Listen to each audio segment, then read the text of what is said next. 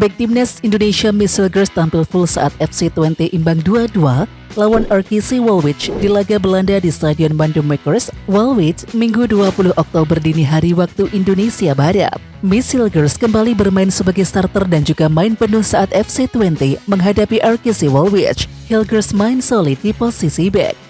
Di menit ke-72, Twente nyaris bikin gol, dan Miss Hilgers sang bek Indonesia hampir merobek gawang Waalwijk andai bola sundulannya dari skema corner tak membentur tiang. Terus menyerang, Twente akhirnya selamat di menit akhir. Carol Eiting bisa merobek gawang Waalwijk dan juga memaksakan skor imbang 2-2. Dan hasil ini membuat Twente naik ke peringkat keempat klasemen Liga Belanda dengan 14 poin, yakni dari 8 laga. Sementara Waalwijk masih di posisi juru kunci dengan 0 poin.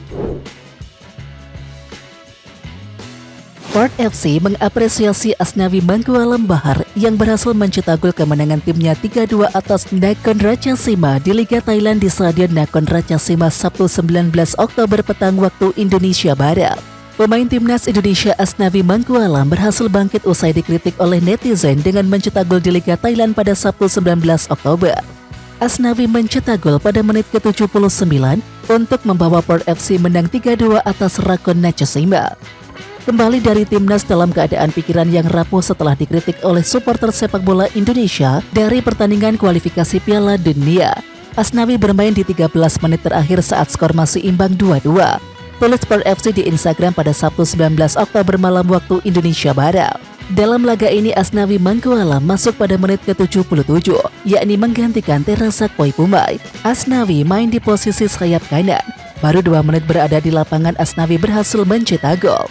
Gol ini juga sekaligus menjadi ajang pembuktian bagi Asnawi Mangkualam setelah mendapatkan hujatan dari netizen karena bermain kurang memuaskan saat Indonesia kalah 1-2 dari China di kualifikasi Piala Dunia 2026 Selasa 15 Oktober. Pemain timnas Indonesia Tom Haye menjadi starter saat Almere City main imbang 2-2 lawan Sparta Rotterdam di Eredivisie di Stadion Sparta Sabtu 19 Oktober malam waktu Indonesia Barat. Dalam pertandingan tersebut, Tom Haye bermain di posisi gelandang tengah dalam formasi 4-2-3-1.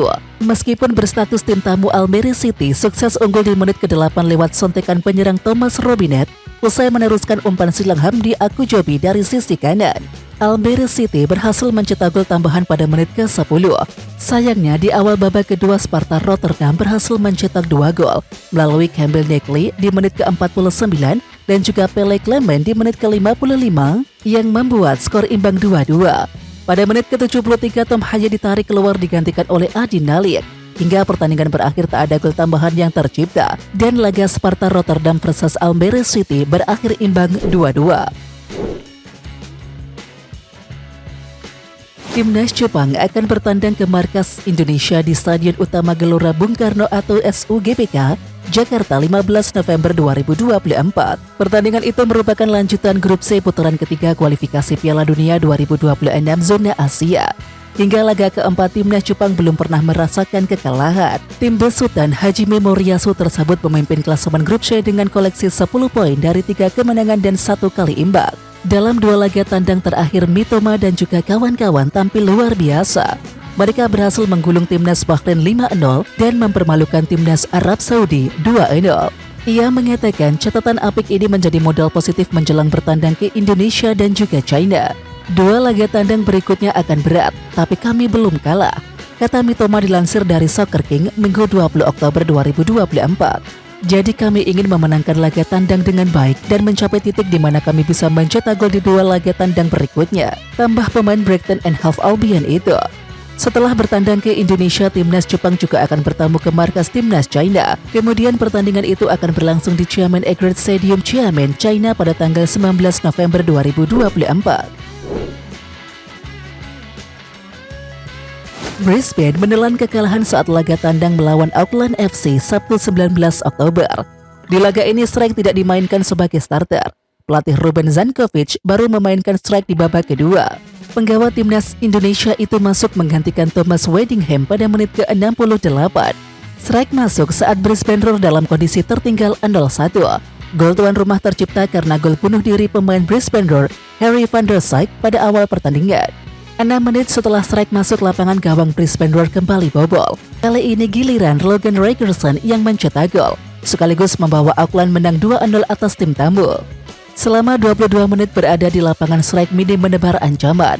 Berdasarkan data SofaScore, strike tak sekalipun melepaskan tembakan yang mengancam gawang lawan.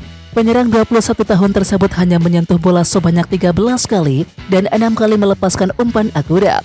Strike juga tercatat melakukan 1 pelanggaran. Di samping itu, strike bergabung dengan Brisbane Roar dari klub kasta kedua Belanda ADO Den Haag pada 16 September yang lalu. Mengacu data transfer market, pemain kelahiran Leidschendam Belanda itu terikat kontrak hingga 30 Juni 2025. Nama Miliano Jonathan tengah menjadi perbincangan hangat di kalangan pecinta sepak bola tanah air. Pemain muda berbakat yang kini berseragam VTC Arnhem ini dikabarkan akan segera dinaturalisasi untuk memperkuat timnas Indonesia. Kabar ketertarikan PSSI terhadap Miliano Jonathan pertama kali mencuat setelah sang pelatih Sinteyong dikabarkan telah menjalin komunikasi langsung dengan pemain berusia 20 tahun tersebut. Keputusan untuk menaturalisasi Miliano Jonathan dinilai sangat tepat, mengingat sektor depan timnas Indonesia saat ini masih membutuhkan sosok penyerang yang tajam dan juga kreatif. Miliano Jonathan sendiri memiliki darah Indonesia yang mengalir di tubuhnya. Nenek yang berasal dari ayahnya diketahui berasal dari Depok, Jawa Barat. Hal ini tentu menjadi nilai tambah bagi PSSI dalam proses naturalisasi. Performa gemilang Miliano Jonathan bersama Vitesse, yakni di Liga 2 Belanda, semakin menguatkan alasan mengapa ia layak untuk diperhitungkan. Dengan catatan 6 gol dan juga 2 assist dari 10 pertandingan, Miliano Jonathan berhasil membuktikan kualitasnya sebagai salah satu pemain muda paling potensial di negeri kincir angin. Ketajaman Miliano di depan gawang bahkan membuatnya bersaing ketat dengan Zakaria Edachauri, yakni dari Telstar, dalam perebutan gelar top skor Liga 2 Belanda musim ini. Potensi besar yang dimiliki oleh Miliano Jonathan membuat beberapa klub Eropa lainnya juga mulai meliriknya, termasuk timnas Belanda U21. Pemain Vitesse Arnhem Miliano Jonathan menunda menerima tawaran memperkuat timnas Indonesia. Ia mengaku menunda menerima tawaran membela timnas Indonesia karena ingin fokus membela sang klub Vitesse Arnhem, yakni setelah mengalami cedera panjang musim lalu. Saya membuka pintu membela timnas Indonesia. Saya belum menutup kemungkinan itu, kata Miliano, sumber ESPN.nl. Saya baru saja pulih dari cedera serius. Pertama-tama saya ingin mendapatkan chemistry dengan rekan setim. Mungkin di akhir musim kita bisa melihat kemungkinan yang terjadi. Lanjut pesepak bola 20 tahun ini. Dalam wawancara dengan Yusa Nugraha beberapa waktu yang lalu, Miliano Jonathan mengaku pernah dikontak oleh PSSI. Tak heran PSSI mendekati Miliano Jonathan. Ya, pemain yang satu ini bukanlah pesepak bola kacangan. Sejak 2020 atau di usia 16 tahun, Miliano Jonathan telah mendapatkan kontrak profesional dari Vitesse Arnhem. Sepak bola yang memiliki nenek asal Depok ini tampil luar biasa bersama Vitesse yang mentas di Liga 2 Belanda 2024-25.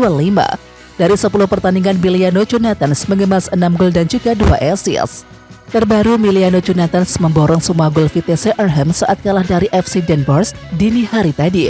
Di samping itu, melihat statistik tersebut, Miliano Jonathan dinilai sebagai pilihan yang cocok untuk mengisi sektor depan timnas Indonesia yang membeli. Di samping itu, beredar kabar timnas Belanda U21 sudah mulai memantau Miliano Jonathan. Jika tidak bergerak cepat, Miliano Jonathan bisa diboyong timnas Belanda U21. Sesuai regulasi bagi pemain yang telah mencatatkan caps bersama tim nasional kelompok umur, Miliano Jonathan baru bisa memperkuat timnas Indonesia 3 tahun ke depan. Dan melihat gelagat yang ada, Miliano Jonathan diprediksi condong memilih timnas Belanda U21 ketimbang timnas Indonesia senior.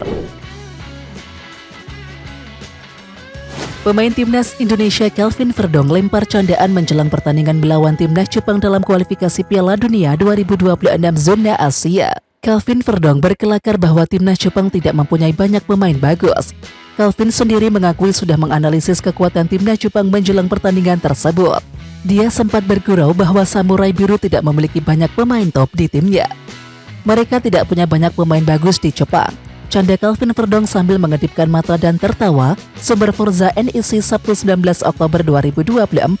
Tidak, kata Kelvin menarik candaannya. Semua pemain Jepang top. Sambungnya, ya di pertandingan itu Calvin Verdong akan bertemu dengan rekan setimnya di NEC Nichimegan Koki Ogawa. Selain itu, ia juga akan berhadap-hadapan langsung dengan bintang Real Sociedad yakni Takefusa Kubo. Mengenai hal ini, Calvin Verdong mengatakan tidak sabar untuk melakoni laga melawan Jepang. Pemain yang berusia 27 tahun tersebut mengakui pertandingan melawan Samurai Biru akan terasa menyenangkan baginya.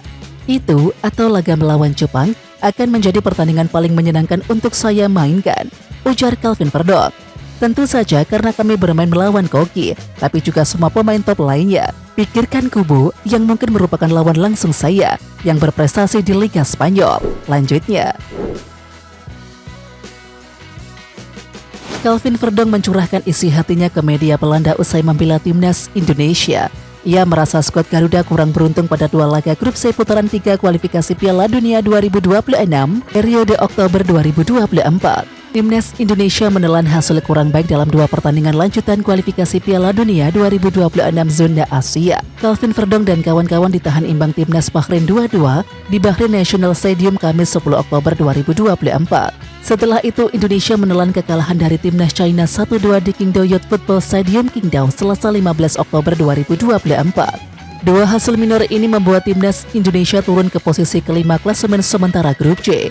Calvin mengakui hasil dua pertandingan ini jauh dari ekspektasi para penggawa timnas Indonesia. Meskipun tak ditargetkan, pemain NEC Nichimegan itu kecewa tak mendapatkan kemenangan.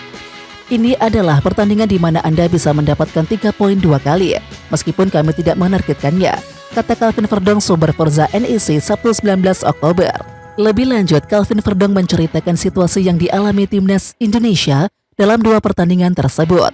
Pada laga melawan Bahrain, Calvin mengaku kecewa kurang beruntung dan dirugikan oleh wasit. Pertama, kami bermain sangat buruk melawan Bahrain. Wasit di sana juga tidak bagus. Saya kira ada tambahan waktu 6 menit dan mereka mencetak gol di menit ke-99. Keluh Calvin.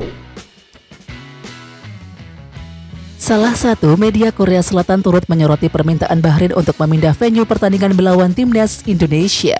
Ya, sebagai informasi, timnas Indonesia akan kembali melawan Bahrain pada tanggal 25 Maret 2025. Laga tersebut rencananya akan digelar di Stadion Gelora Bung Karno atau SUGBK Jakarta.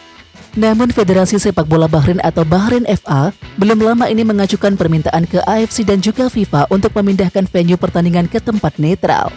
Media asal Korea Selatan Ocean kemudian menilai permintaan PSSI-nya Bahrain itu sebagai sesuatu tindakan pengecut. Bahrain yang telah membuat marah Sinteyong mengajukan permintaan pengecut untuk menggelar pertandingan di negara lain, tulis Ocean. Lebih lanjut, Ocean memprediksi permintaan Bahrain tersebut berpeluang ditolak oleh FIFA. FIFA dan AFC mengizinkan negara ketiga menjadi tuan rumah jika ada keadaan yang tidak dapat dihindari. Contohnya negara yang sedang berperang seperti Iran dan Palestina.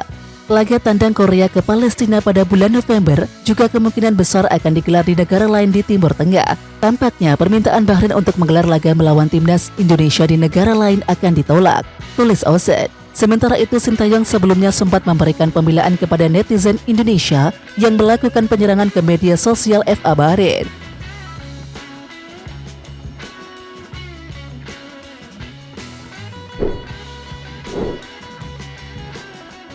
Oke Timnas Lovers, siapa kita? Kita Indonesia. Ayo kita dukung terus sepak bola tanah air Indonesia. Jangan lupa dukung terus Garuda Raya Channel dengan subscribe, like, dan komen karena saran dan kritik kalian sangat bermanfaat untuk perkembangan channel ini. Tungguin video selanjutnya dari Garuda Raya Channel. Salam olahraga.